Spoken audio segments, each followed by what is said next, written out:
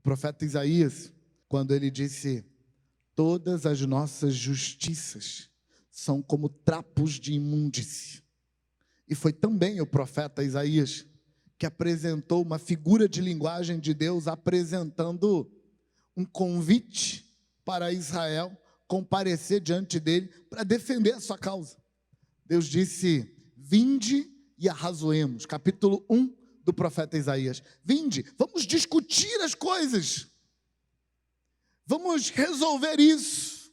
Ainda que os seus pecados sejam insuportáveis, ainda que os seus pecados sejam totalmente visíveis, de um vermelho que não dá para esconder, eu posso torná-los brancos como a lã branca.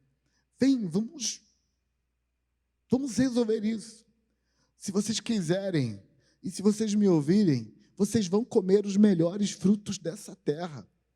Mas se vocês recusarem, e se vocês forem rebeldes, vocês serão devorados à espada. O inimigo vai te encontrar. O inimigo vai fazer você pagar caro. E eu não vou te proteger, porque você não me chamou para dentro da sua briga. Quando o profeta Isaías fala disso, ele estava falando exatamente dessa ideia que aparece no texto de Gênesis, quando Adão e Eva vestem uma roupa de folha de figueira, para proteger o seu sistema do sentimento de culpa, do sentimento de vergonha, do sentimento de medo da consequência. Escuta o que eu estou te falando. A sua proteção, baseado na comparação, não vai dar em nada. Sabe, quando o mal visitou você, quando as coisas deram errado, quando você falou A e a sua esposa entendeu B, e aí ela falou C e você entendeu D, e a confusão começou, e você ficou perguntando: mas por quê, por quê, por quê? Quando você teve problema com seus filhos e você entendeu que você não merecia aquela resposta, e o seu coração ficou com uma sensação de estar dando tudo errado. Quando os negócios não funcionaram, quando o fluxo de bens não foi para onde você queria, quando os resultados não deram como você planejou, e o seu coração começou a se encher de justiça. Por quê? Por quê? Por quê? Por quê? Deus, você precisa fazer a sua parte. Quando essa hora chega, você está nada mais, nada menos do que usando roupinha de folha de figueira. Está entrelaçada, está bonita, está vestível, mas não serve para nada. Não vai te levar a lugar nenhum. Qualquer vento tira isso. Porque a verdade, desculpa ser eu a te contar, a verdade é que, como disse o apóstolo Paulo escrevendo aos Romanos, todos pecaram e destituídos estão da glória de Deus, e todos são absolutamente inculpáveis diante de Deus. Indesculpáveis, essa era a palavra que eu estava procurando. Todos são completamente indesculpáveis diante de Deus. Está todo mundo condenado. Então, sim, é verdade que muitas vezes o mal que te visitou repetidamente na mesma semana, repetidamente no mesmo dia, e que te deixou impressionado, muitas vezes ele não veio por causa do seu pecado. Ele não veio porque você cometeu algum erro. Porque nem sempre, às vezes, gente, o mal vem de graça. De graça. Não é tão de graça, porque o mal que vem sempre vem por causa de um mal que há no mundo. Quando Adão pecou, Deus disse para ele que por causa do pecado dele a terra estava amaldiçoada, e a terra agora vai produzir sozinha, automaticamente, sem intervenção de ninguém. A terra vai produzir cardos e espinhos. A terra vai produzir tudo que não presta, sozinha. E quando o homem quisesse arrancar alimento, arrancar coisas boas da terra, ele teria que suar. Portanto, está estabelecido desde Adão que o mal vem ao mundo sozinho. E o bem vem ao mundo com muito trabalho, com muita dedicação, com muito suor. Então, muitas vezes, o mal que veio na sua vida, aquela coisa dando errado insistentemente na sua vida, muitas vezes, não é porque você errou, mas outras vezes é. Mas não importa. você sempre usa a velha roupa de figueira para comparecer diante de Deus. E deixa eu te contar, não resolve. Não resolve porque ela não dá conta. Mas no versículo 21, Deus bondosamente faz uma outra intervenção na história.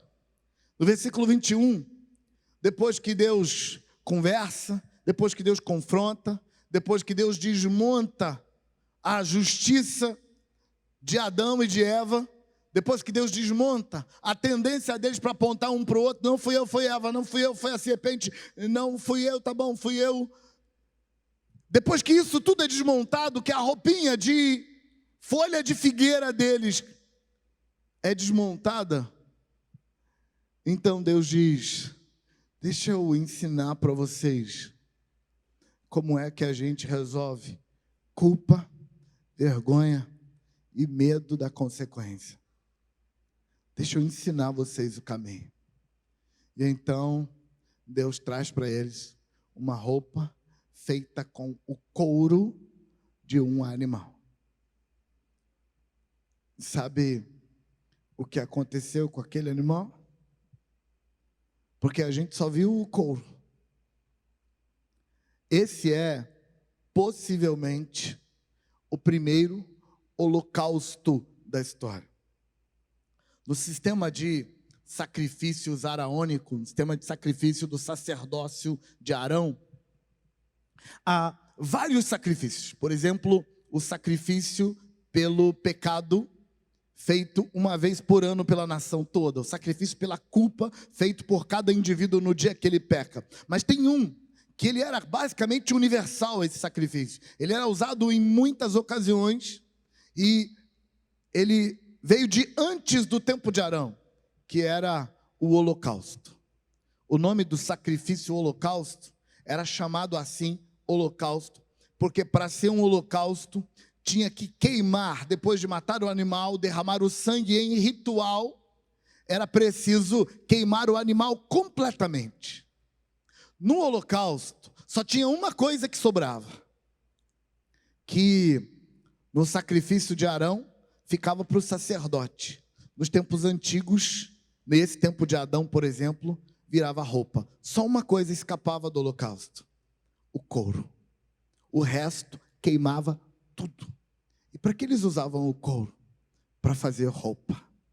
Mas você precisa entender que Adão e Eva acabam de pecar, portanto, você não pode esperar que aquele animal já tivesse sido morto. Você não pode esperar que aquele animal tivesse morrido num acidente, até porque antes do pecado de Adão não tinha os acidentes. Você não pode esperar que aquele animal tivesse sido morto já há algum tempo atrás e estava por ali caído. Não pode, porque não tinha morte nesse momento. Adão inaugura a época da morte com a queda dele.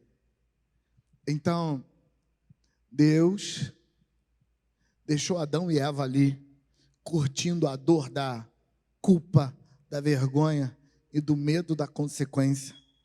E Deus saiu e foi ali e pegou um animal, que a Bíblia não fala que animal é esse, e Deus matou o animal e derramou o sangue desse animal como expiação. Esse animal morre para que Adão e Eva possam cobrir a sua nudez, cobrir a sua vergonha, cobrir a sua culpa, cobrir o seu medo das consequências. Em outras palavras, só tem um jeito de a consequência que eu mereço não cair sobre mim. É que a consequência que eu mereço caia sobre uma outra pessoa. E eu preciso aceitar isso. Mas isso é algo que eu não quero. É algo que eu também não acho justo. Eu não acho justo que fui eu que cometi o erro, então outra pessoa vai pagar por mim. Mas eu também não acho justo que foi eu que cometi o erro, então eu vou pagar por mim. Eu não acho justo, porque tem muita gente que errou mais do que eu, então Se for para pagar o preço, então que comece por eles. Deixa eu por último, porque eu não sou tão ruim assim. Mas o que Deus mostra naquele texto era que tinha que morrer um animal para então, de verdade, cobrir. Mas eu não vou conseguir cobrir se eu primeiro não admitir que seja qual for o mal que bateu na minha porta, ele bateu na porta certa. Seja qual for a desgraça que me visitou a porta certa. Eu preciso aceitar isso para então parar de usar essa folha de figueira, essas desculpas, essas demandas, essas discussões com Deus e aceitar e reivindicar e clamar para que Deus faça uma intervenção. Sabe aquele animal que foi morto aquele dia, cujo sangue foi derramado, possivelmente a carne foi queimada em holocausto.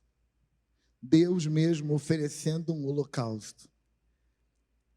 Aquela pele que foi tirada fala de Jesus, o Filho de Deus, morrendo em nosso lugar na cruz, para criar uma possibilidade de socorro e de intervenção nas áreas em que a gente precisa de socorro e que a gente não merece socorro.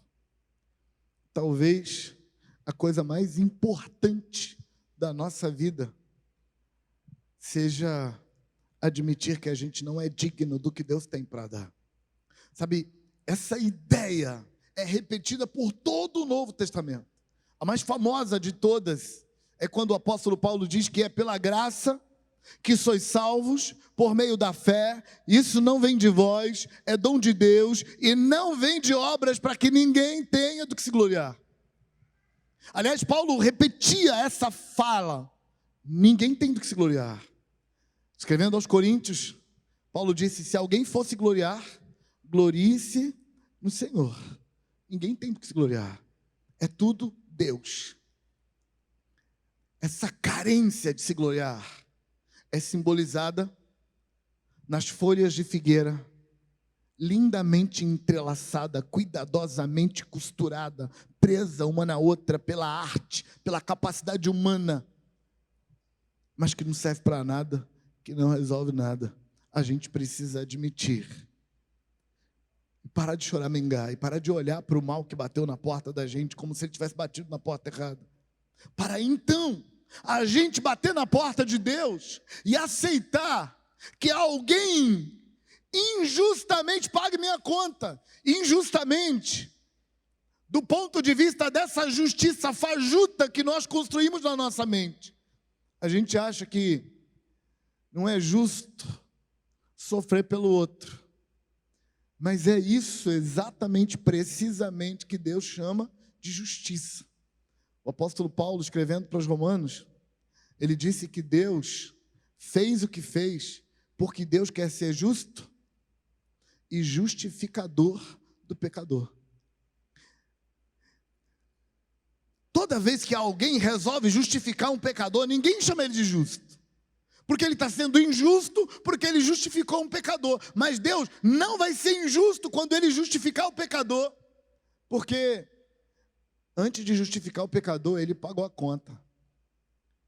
Eu gosto de usar como ilustração o policial representante da lei que chegou no supermercado e encontrou o dono do supermercado com um garoto de 8 anos sob custódia, porque o garoto tinha roubado alguns pacotes de biscoito. E aquele policial, entendendo que o garoto só roubou por fome e queria liberar o garoto, podia usar a sua força policial, reivindicar algumas leis, liberar o menino e talvez até dar uma esfrega no dono do supermercado que estava abusando dos direitos dele sobre o garoto.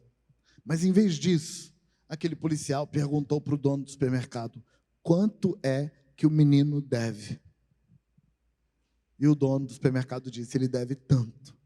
E o policial enfiou a mão no bolso, pegou o dinheiro, pagou a conta do menino e perguntou: quanto o menino te deve? E o dono do supermercado disse: não me deve nada, mas agora ele te deve.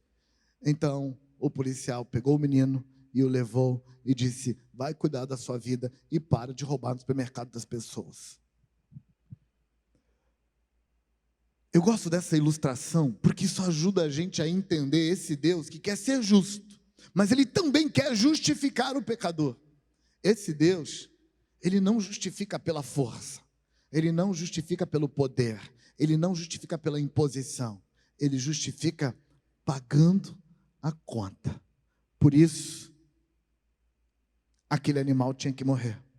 Aquele animal que morre para Adão e Eva vestirem a roupa era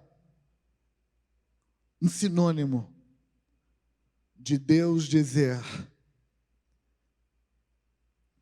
eu vou te liberar, eu vou fazer intervenção na sua vida, mas eu estou pagando a conta. Eu não estou tirando a sua culpa, dizendo que você não é culpado. Não, eu estou tirando a sua culpa, dizendo: você é culpado sim. Eu não estou tirando a sua vergonha, dizendo: você não tem do que se envergonhar. Deus não, Ele está dizendo: eu vou tirar a sua vergonha, dizendo: você tem do que se envergonhar sim. Eu vou tirar o seu medo da consequência, não dizendo que você não merece nenhuma consequência. Eu vou tirar o medo da sua consequência, mas dizendo: você merece a consequência sim. Você merece a consequência, mas eu vou pagar a sua conta. Eu vou virar gente, eu vou andar no mundo, eu vou me cercear do meu poder, eu vou entrar no seu lugar, vou pagar a sua conta, eu vou morrer na cruz no seu lugar, eu vou para o inferno, ficar 3 dias lá no seu lugar, eu vou sofrer o que era para você sofrer. Agora está feito, está consumado, está tudo resolvido. Agora eu posso perdoar seu pecado. Agora eu posso liberar você da sua culpa. Agora eu posso tirar você do meio da vergonha. Agora eu posso te prometer que você não tem que pagar conta. Eu posso entrar na sua casa e salvar você do inimigo que foi cobrar uma conta que eu já paguei para o seu inimigo. Ele não devia estar te cobrando mais. Ele cobra porque ele é sem vergonha. É um inimigo desonesto, a conta está paga, mas ele cobra a si mesmo. Eu vou entrar na sua casa e botar esse inimigo para correr. Mas para que você receba essa intervenção divina, é preciso arrancar a roupa de folha de figueira, arrancar essa justiça frágil, fraca, arrancar essa autoconfiança baseada na comparação com o outro que é pior que você. Na maioria das vezes, o outro nem é tão pior assim do que você. A gente, irmãos, piora os problemas que a gente não tem e melhora os problemas que a gente tem. Os nossos são mais tranquilos, os do outro são mais complicados. Para quê? Para a gente poder complicar e usar a roupa de figueira.